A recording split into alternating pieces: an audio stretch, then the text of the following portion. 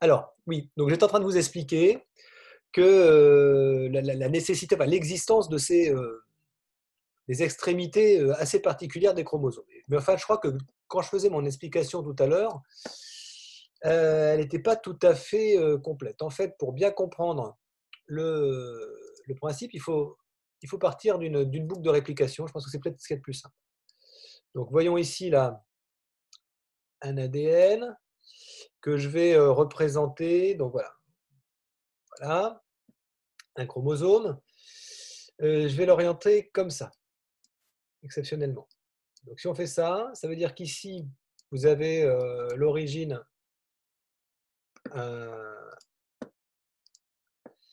vous avez une origine de réplication qui va se faire avec son brin continu, donc un réplisome, là, un réplisome, et l'autre discontinu, ah, je l'ai mal fait, bref, là vous avez le brin continu qui suit ici, et puis ici vous avez le brin discontinu qui remonte l'œil, voilà, et là vous avez, donc là je me suis, j'ai pas fait attention, vous avez donc le fameux brin discontinu en vis-à-vis du brin continu, voilà, et là vous avez un brin continu. Bref, quand ce chromosome va être terminé, eh bien imaginez ici la poursuite de la fourche de réplication, quand on arrive au bout, eh bien on arrive au bout du bout, il se passe ça. Plus ou moins, il devrait se passer ça. C'est-à-dire qu'ici, vous avez un brin, la fourche s'étant déplacée. Alors, je continue d'admettre les Giovanni, par exemple. Non, déjà, j'ai fait une petite erreur sur ce schéma-là. Je reviens. La fourche s'étant déplacée, eh bien, on en est là. Quelque chose qui ressemblerait un peu à ça. Voilà. Avec un brin continu qui était d'ici, qui va jusque-là. Voilà, voilà, voilà. Vous arrivez au bout. Voilà. Et puis ici, vous avez forcément un brin discontinu. Donc, ce brin discontinu, comment va-t-il se terminer? Là, on a bien conscience qu'on a les fragments d'Okazaki qui sont soudés les uns derrière les autres, mais au bout du bout, on a des fragments d'Okazaki, puis là, on n'a rien, puisqu'on avait une primase, un ARN qui n'a pas pu être comblé. Donc, on a un brin qui est, on a un des deux brins qui est plus court que l'autre. Okay, donc, ayant un brin qui est plus court que l'autre, eh bien, il faut arriver à combler ce trou. Alors, pour ce faire, donc imaginez ici que vous avez, voilà, un brin continu, là, ça représente ça ici. Et puis, ici, en dessous, bien, il n'est pas tout à fait, fini. Vous avez quelque chose qui ressemble un peu à ça. Voilà, il est plus court. Alors, ça correspond à l'image que vous avez ici. Alors, ce brin plus court, eh bien, il va être, on va dire,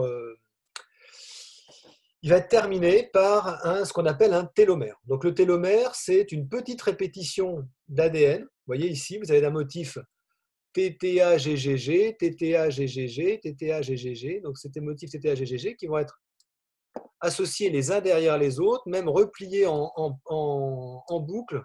Voilà, GGA-TTG ici, TTA-GGG, qui va faire une petite boucle ici pour terminer le télomère. Donc ici, ce qu'on appelle chez les eucaryotes, là vous avez une fin particulière des chromosomes qu'on appelle les télomères et qui permettent, si vous voulez, de stabiliser le bout de chaque chromosome, l'extrémité de chaque chromosome, quelque chose qui est stable. Alors, si on n'avait pas ça, il faudrait imaginer que à chaque fois, à chaque extrémité, à chaque réplication, bien, il manque, comme un des deux brins est plus court que l'autre, et au fur et à mesure des divisions, eh bien, à un moment donné, on finirait par avoir une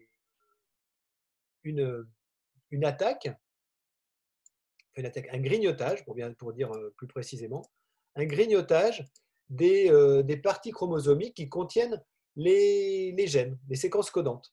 Voilà. Donc, vos télomères, si rien n'était fait, les chromosomes, au fur et à mesure des réplications d'une cellule, enfin de sa lignée en fait, eh bien, on verrait une cellule qui aurait un chromosome beaucoup plus court que les autres, d'accord? Et ce serait lié en fait à cette absence de télomère. Alors, qu'est-ce qui produit les télomères? C'est une enzyme qu'on appelle la télomérase. Cette télomérase, vous voyez le travail ici, elle est là, cette télomérase, elle est capable de réparer les télomères.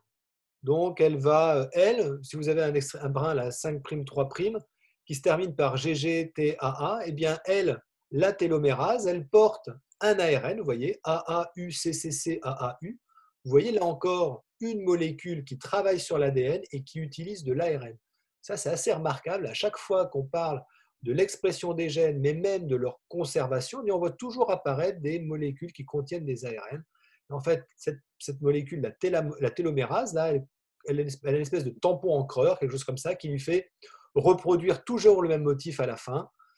Et ce motif, c'est GGTTAA ou GA, enfin bon, voilà, ce que j'ai dit tout à l'heure, peu importe, mais un motif répété qui fait qu'au bout du télomère, eh bien, les chromosomes présentent cette forme-là, un motif répété avec une petite boucle stabilisée. Donc voilà. Et ces télomérases peuvent entraîner des divisions cellulaires illimitées. Alors voilà, juste pour rappeler que lorsqu'une cellule est différenciée, elle peut se diviser un certain nombre, certaines peuvent se diviser un certain nombre de fois, mais c'est limité à cause de ces histoires de télomères. Pour les cellules souches ont des télomérases actives, donc ce sont les seules cellules saines avec certaines cellules de l'immunité, hein, les cellules mémoire par exemple, qui possèdent des télomérases qui leur permettent de se multiplier à l'infini. D'accord? Et on va retrouver ces télomérases actifs, par exemple, chez les cellules cancéreuses, les cellules qu'on a au laboratoire sur lesquelles on fait les études sur cellules eucaryotes ou de la culture cellulaire en grande quantité, eh bien, sont des cellules qui ont des télomérases actives et leurs télomères, vous avez des cellules qui ont des chromosomes qui reviennent toujours à leur état initial, normal, sans avoir de télomères euh, réduits, hein. Ce qui n'est pas le cas chez les cellules divisées, enfin les cellules différenciées, parce que leur nombre de divisions est limité justement par le grignotage de ces télomères en absence de télomérase. Voilà. Alors là, vous avez des petits détails précisant que cette télomérase est une transcriptase inverse. Voilà. Donc j'espère que j'étais assez clair sur cette dernière partie du cours, hein, les adaptations chez les eucaryotes. Donc, tout d'abord, les cycles cellulaires, hein, on doit respecter le cycle cellulaire avec des cyclines qui donnent une temporalité à la vie de la cellule, à savoir qu'il y a des étapes au moment desquelles on peut faire une division cellulaire. On peut la faire que si bien, la cellule est prête, donc il faut valider des checkpoints. Donc, les cyclines, les CDK, les cyclines dependent kinase, qui vont provoquer l'initiation de la réplication en de multiples endroits et par vagues successives, sur l'intégralité des chromosomes, mais uniquement si le checkpoint en fin de phase G1 est validé. D'accord? Voilà. Si on a le contexte est favorable pour la division. Ça peut être lié aussi à des facteurs de croissance, hein, des facteurs de croissance qui peuvent induire ces kinases, notamment lors de la division embryonnaire. Voilà, tout ça, ce sont chez les cellules souches. Et puis d'autres facteurs à adapter, eh bien la décondensation de l'ADN avant la réplication, rôle des chromosomes, des histones, des protéines histones. Et puis enfin, les télomères, l'existence des télomérases qui font que des protéines, c'est une protéine particulière qui permet de combler l'extrémité chromosomique des brins retardés sur les chromosomes. Voilà, là je crois que j'ai tout dit sur les mécanismes de la réplication. N'allez pas trop loin dans les mécanismes moléculaires, hein, mais ayez plutôt une idée globale de ce que c'est qu'un télomère, une télomérase, par exemple, sans rentrer dans les détails de la protéine en tant que telle avec son ADN, là, son ARN matrice. Voilà. Voilà, je termine ce cours là-dessus, sur cette partie, et puis j'attends vos questions.